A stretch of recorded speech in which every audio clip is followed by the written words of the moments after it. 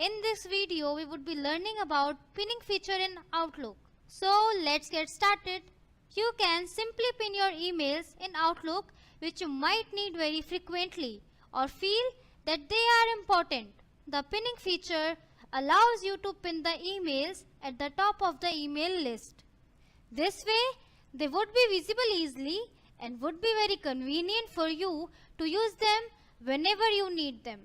Just select the email and click on this pin option at the right side of the email. So you can see that my email has been pinned on the top of my conversation. And if you want to unpin this email, you can unpin this email from here by clicking on this option. So here you can see that my conversation has been unpinned. So this is all about this feature. For more of such videos, you can subscribe to our video channel. Thank you.